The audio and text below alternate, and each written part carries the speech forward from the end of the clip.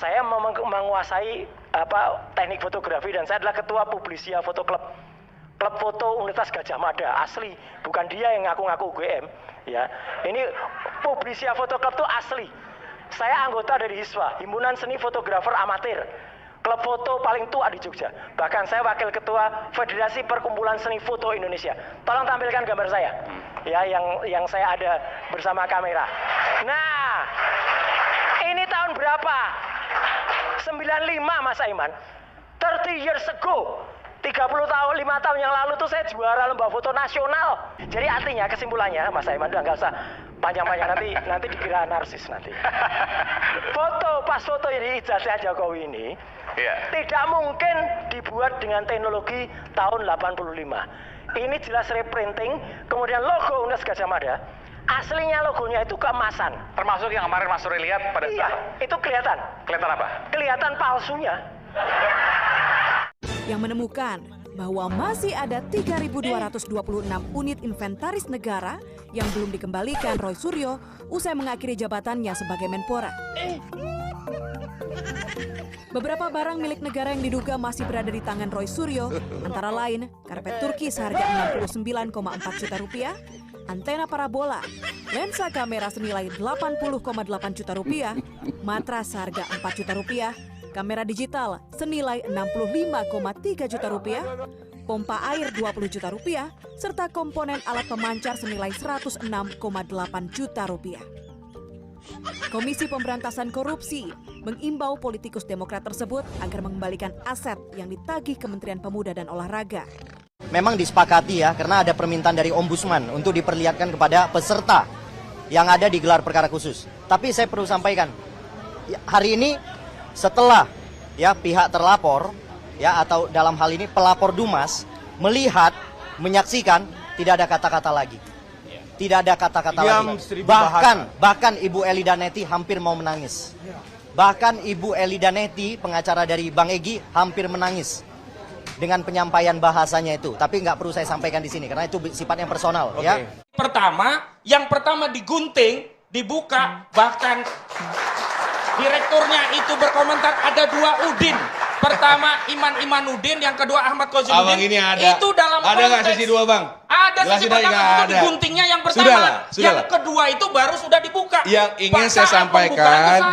Saya jadi ini Anda di belakang yang selama Anda tidak berbicara yang itu. Anda hanya ngumpet di belakang. Yang ngomong adalah Yakut Hasibuan. Anda tidak ada statement sepatah kata pun. Kalau Lecumanan saya lihat dia menyampaikan statement. Lecumanan ada. Legitimasinya apa? Tidak ada suaranya dalam forum itu. Saya kuasa. Kok bisa-bisa? Tapi Anda tidak bersuara. Di sesi kedua ada nggak? Anda di sesi pertama ada nggak? Sesi 1 ada. Saya pertama ada dan dibukanya ini. Ada nggak? Sesi 2 Bang Kozimudin kan tidak ada. Saya mau mengomentari. Saya mau mengomentari. Dibukanya itu di sesi pertama. Anda tidak boleh mengatakan seperti ini sama, nggak boleh. Ini cuma gara-gara kehadiran ada atau tidak fisiknya udah ribut banget. Udah pasti. Belum bahas ijazah Saya ya. melihat saya yang gunting. Yang bisa menentukan ini pengadilan. Dia nggak berhak, makanya Dia hati-hati. pernah berstatement dalam Hati-hati, forum itu. hati-hati. Ini Saya pendapat yang sudah dituangkan dalam buku. saya Silakan baca dalam yang buku. memeriksa ini. Tapi semua ijazah. Apa kewenangan saudara Tidak ada. memeriksa ijazah? Tidak ada. Anda hanya kuasa Tidak ada. hukum, bukan Tidak ada. penyidik. Saya gerus, saya masukin tangan saya pegang. Kira-kira 20 menit saya lihat dari mulai pengguntingan, dari mulai pembuka amplop berita acara, dilihat ijazah itu langsung 2 terbuka. Ada yang pegang, ada. Walaupun dibilang jangan dipegang, banyak juga yang megang. Saya jangan digoreng-goreng ya. Saya jangan dianggap otormul ya. Saya ini netral pendapat hukum saya hargai. Ya. Tolong kalian hargai pendapat hukum saya.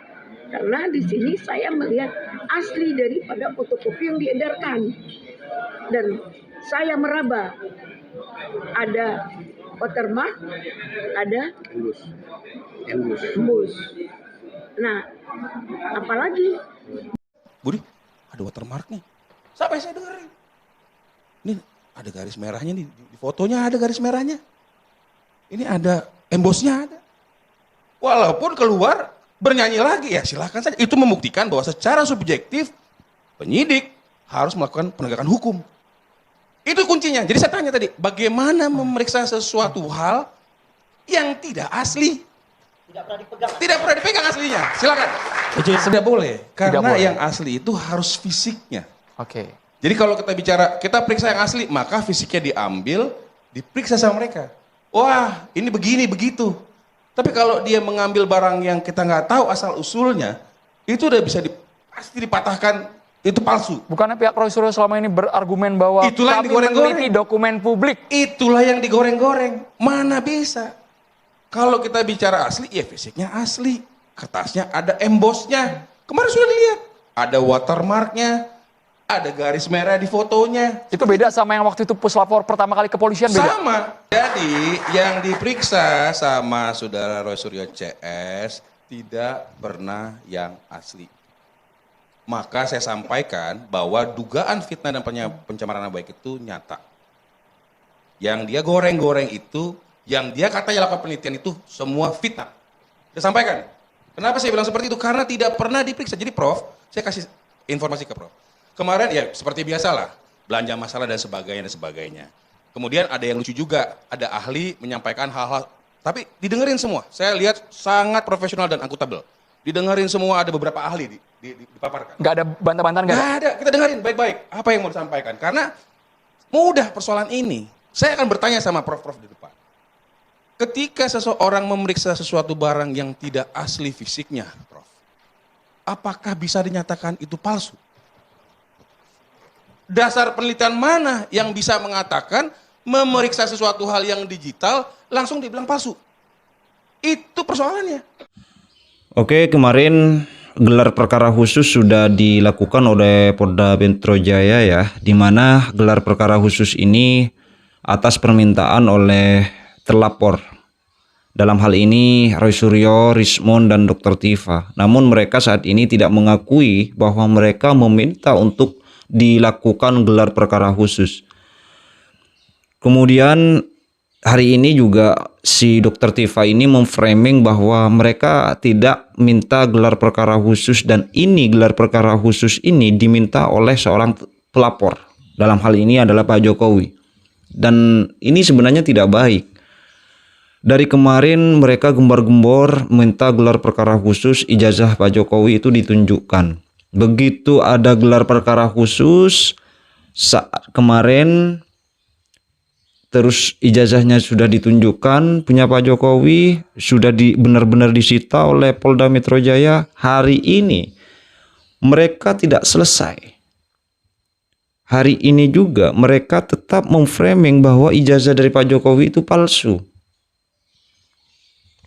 Kalau kemarin opini mereka menggiring bahwa tunjukkan ijazah Pak Jokowi, tunjukkan ijazah, tunjukkan satu kertas. Nah sekarang sudah ditunjukkan, sudah benar-benar asli, watermarknya ada, fontnya asli, ada imbusnya.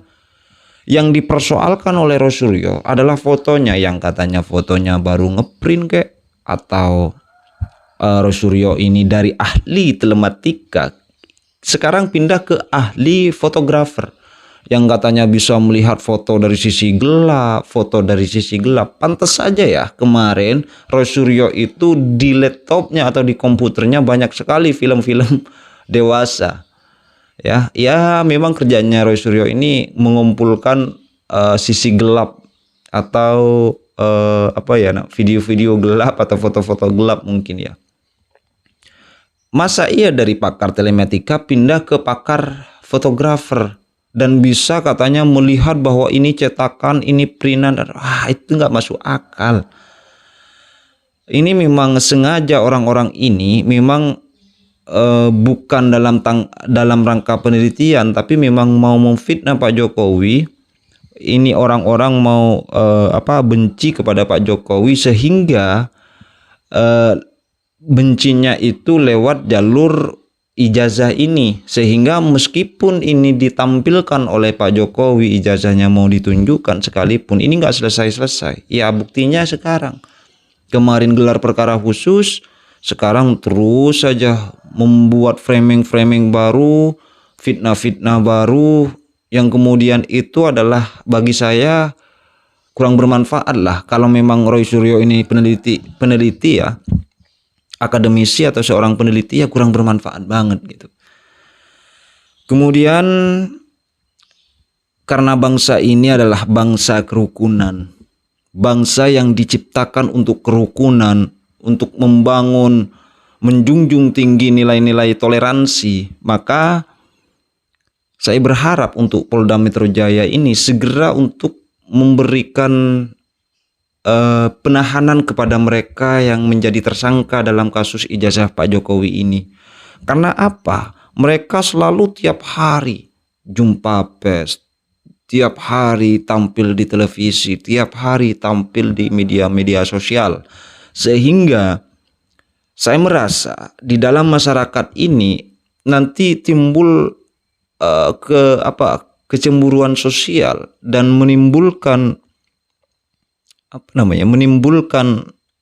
ketidakrukunan di dalam bermasyarakat dan berbangsa, sehingga Polda Metro Jaya segera melakukan eksekusi penahanan terhadap ke-8 orang tersangka dalam kasus ijazah Pak Jokowi ini.